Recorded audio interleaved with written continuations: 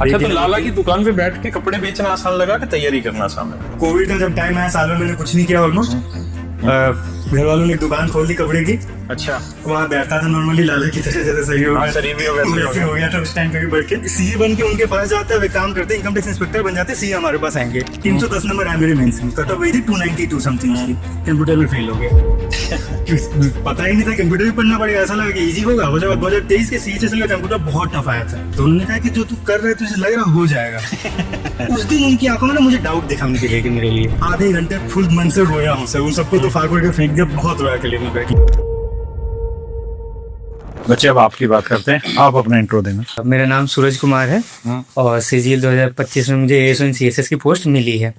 और सीएचएसएल 2024 से मैं एएफएचक्यू मिनिस्ट्री ऑफ डिफेंस में ऑलरेडी वर्किंग हूँ। मेरी लास्ट ईयर सर से वीडियो कॉल पे बात भी हुई थी। और अगर मैं प्रिपरेशन जर्नी स्टार्ट करूँ सर अपना, तो मैं थोड़ा सा प्री डिसाइडेड वाला चाइल्ड था। जैसे होता ना कि 12th के टाइम आइडिया नहीं था, मुझे आइडिया था, अच्छा, मुझे सीए करना था। अच्छा, कॉमर्स बैकग्राउंड से? कॉमर्स बैकग्राउंड, तो मैंने 11th-12th कॉमर्स से पढ़ा। 12th के बाद मैंने सीए में एडमिशन ले लिया। लक्ष्मी नगर कोचिंग जाता था। सीपीटी में बहुत अच्छे मेरे मार्क्स है, जो उसका फर्स्ट स्टेज होता है। बड़े अच्छे से पढ़ाई किया मैंने, बड़े अच्छे मार्क्स लाके पास भी हो गया। फिर इंटरमीडिएट गया, में कुछ कारण हुए मुझे छोड़ना पड़ गया सीए का कोर्स। पर उस टाइम तक ये था सर कि मुझे ना कभी भी 2017 में मेरी 12th हुई थी और 2019 तक ऐसा था कि मुझे कभी भी गवर्नमेंट जॉब बिल्कुल नहीं करना था। अच्छा, मतलब ऐसा कि मैं कुछ भी कर लूंगा प्राइवेट में जाके, लेकिन गवर्नमेंट नहीं करनी थी। आना तूने वहीं पड़ा। वो पसंद नहीं था, पर वही था सर जहाँ पे किस्मत लिखी थी। फिर 18 के बाद मैंने 19 के आसपास तक पढ़ाई छोड़ दिया।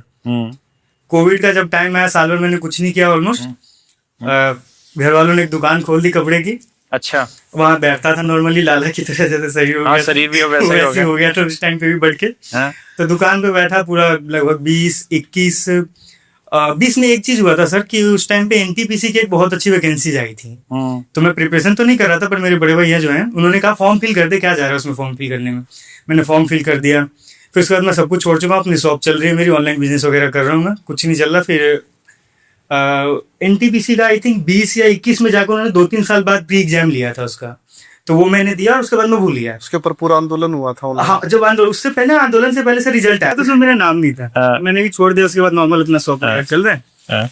जब ये केसेस वगैरह हुए, वो कुछ दंगे वगैरह हुए, तो उन्होंने सेकंड रिजल्ट निकाला था, तो मुझे पता नहीं चला उसका कुछ भी। तो शायद मेन से 2 या 3 दिन पहले मेरे पास ईमेल आता है कि आपका मेंस है इसका एनटीपीसी का। मैं अभी शॉप चला रहा हूँ अपना, कुछ नहीं है, और वो जयपुर में था।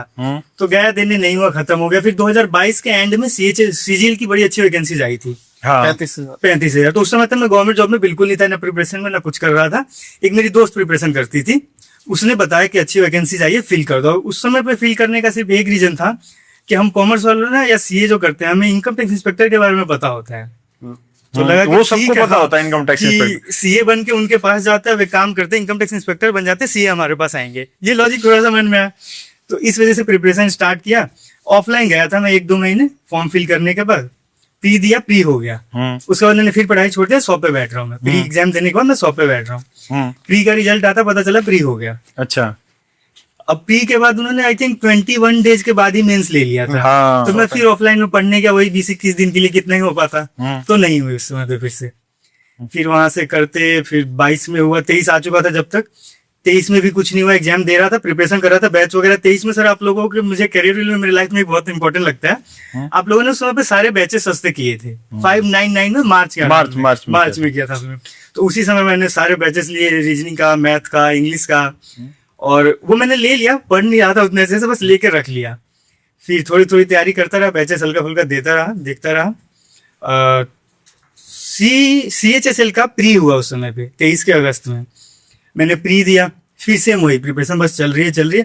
मुझे कुछ आइडिया नहीं था कि क्या होने वाला, नहीं होना है। मैं सीजीएल 22 का प्री दे चुका हूँ, मेंस दे चुका हूँ, मेंस में फेल हो चुका हूँ, बट उसके बाद कुछ एग्जाम नहीं निकल रहा है मेरा।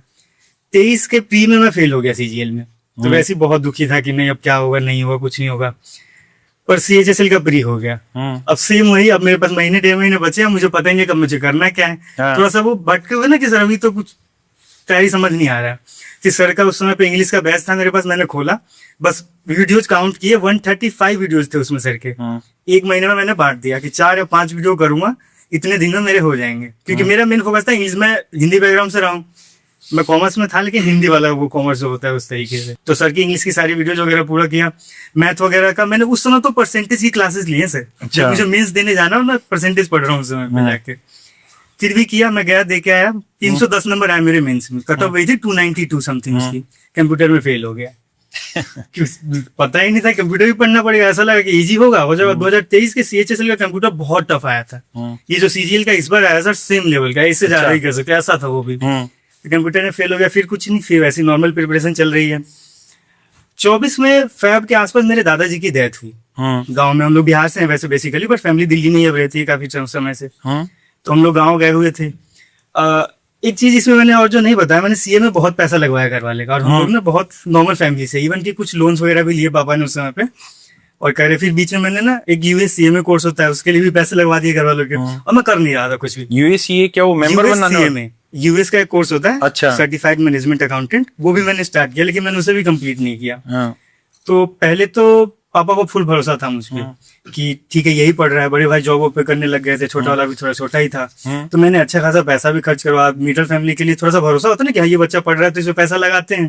तो हम मतलब उनका भरोसा मेरे ऊपर काफी ज्यादा था, तो वो थोड़ा सा प्रेशर भी दिखता है। फिर ना एक दिन हम गाँव में बैठे थे ऐसी, जब दादाजी की डेथ हुई थी, तो मुझसे ना कभी भी मैंने घर वालों की आंखों में डाउट नहीं हुआ था मुझे लेके। मुझे लगता था कि ये कर लेगा, अगर ये कुछ कर रहा है। जैसे मैं CA भी करने गया, उन्होंने कभी नहीं टोका। USCA में करने गया, कभी नहीं टोका। हर चीज के लिए उन्होंने, गवर्नमेंट जॉब में मैं गया, कह रहे ठीक है कर, मतलब उन्हें कोई फर्क नहीं पड़ता। उन्हें लगता था कि ये ये निकाल देगा। तो पिताजी सामने बैठे थे मेरे वो टेबल पे ही, तो उनकी एक लाइन थी उस दिन जो मुझे, वहां से मैंने सब कुछ चेंज किया अपना।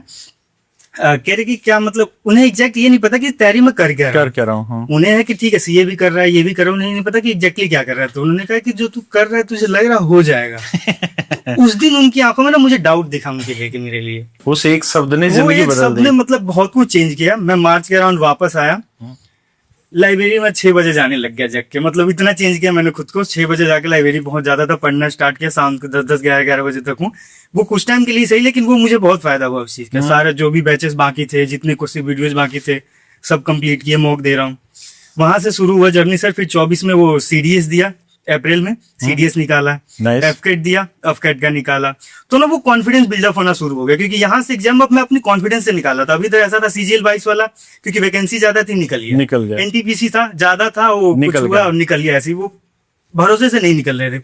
बट यहाँ से CDS, FCAT, GD जो भी एग्जाम से देता गया, निकालता गया। फिर CHSL हुआ, CHSL का प्री निकाला।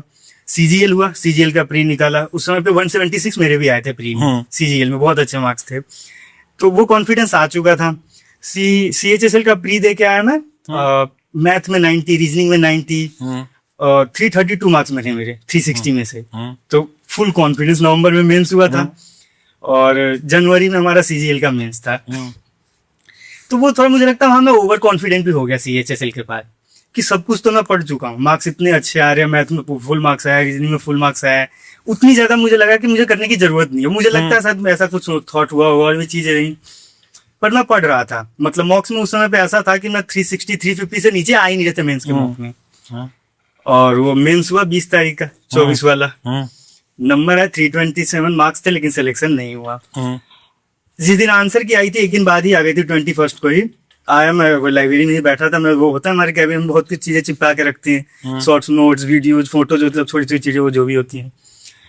मार्क्स देखे, सब कुछ फाड़ा, वहां से उठाया, बाइक लिया। एक हमारे इधर रोहिणी में एक एरिया पड़ता है जहाँ खाली है थोड़ा सा, 7-8 बजे के आसपास की बात होगी। बाइक लेके गया, वहां बैठा, आधे घंटे फुल मन से रोया हूँ सर। उन सबको तो फाड़ फूड़ के फेंक दिया, बहुत रोया अकेले में बैठ के, क्योंकि वो मुझे लगता है उस समय पे 24 मेरा पीक था प्रिपरेशन का, कि पूरा मैं पूरे साल अच्छे से सारे एग्जाम्स निकालता आ रहा हूँ। CHSL में बहुत अच्छे मार्क्स आए हैं, CGL में मतलब मेंस में ऐसा है कि शायद मैं बिना पढ़े भी दूं तब भी 350 नंबर ऐसे आ रहे हैं, और मेरे पेपर में जाकर मार्क्स नहीं बने। अब जिन भी चीजों की वजह से हुआ मैं उस समय पर ब्लेम नहीं कर सकता। तो थोड़ा दुख हुआ, थोड़ा नहीं बहुत दुख हुआ। ऐसा लगा कि शायद क्या फायदा करके, अगर ऐसे नॉर्मलाइजेशन होने, ऐसे गलत क्वेश्चन आने, जो भी चीजें उस समय पर इतना आइडिया नहीं था, लेकिन थोड़ा डर तो था चीजों को लेके। फिर कुछ नहीं, गए घर पे किसी को कुछ बताया नहीं कितने मार्क्स आए, क्या क्या बताऊं सर। थोड़ा सा बुरा लग रहा था उस समय तक, लेकिन फिर अगले दिन से आया सेम चीज, कोई नहीं 2 महीने बाद आना है नोटिफिकेशन, फिर स्टार्ट करेंगे चीजों को। नाइस। फिर जब तक फेब में CHSL का रिजल्ट आ गया तो उसमें तो फिर नौकरी लग गई, तो थोड़ी खुशी हो गई। थोड़ा नॉर्मल डाउन में फिर ज्वाइनिंग हुई वहाँ, उसके बाद से 8-10 महीने से तो जॉब भी चल रही थी, जॉब के साथ इसकी प्रिपरेशन चल रही तैयार थी। सर। जॉब के साथ प्रिपरेशन से एक फायदा ये होता है सर कि कॉन्फिडेंस रहता है, हम्म। चाहे छोटा जॉब हो बड़ा जॉब हो, कि यार हम अब वो नहीं कि कुछ नहीं है हमारे पास, तो थोड़ा क्वेश्चन अटेम्प्ट करते वक्त ना खुद में वो भरोसा होता है कि ठीक है देख दो, अगर रिस्क भी लेना है तो ले लेते हैं, हुआ तो हुआ, नहीं तो अच्छा मिलेगा या तो फिर मिलेगा ही नहीं। तो वैसा वाला थोड़ा सा सीन होता है। तो प्रिपरेशन किए, मॉक्स वगैरह अच्छे दिए, और फिर मेंस तो इन्होंने भेज भी दिया था हिमाचल कांगड़ा से, दिल्ली से। अच्छा। तो वो भी गए थे देने। अच्छा, तो देखिए, लाला लेकिन की दुकान पे बैठ के कपड़े बेचना आसान लगा कि तैयारी करना आसान लगा? सब मुझे ना पढ़ना बहुत पसंद है, मतलब मैं भटक जाता हूँ बीच बीच में। पढ़ना पसंद नहीं, तेरी मजबूरी थी, वरना तेरा पेट इतना जाता पेट का रीजन था। ये है सर कि ये जब सीए मैंने छोड़ा ना, सीए के हाँ। टाइम पे मैं 70 केजी के आसपास था।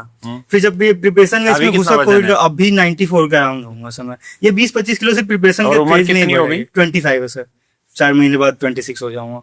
तब घटा ले इसको। हाँ अब शुरू कर दिया सर, अब हो गया ना, अब तो थोड़ा सा अब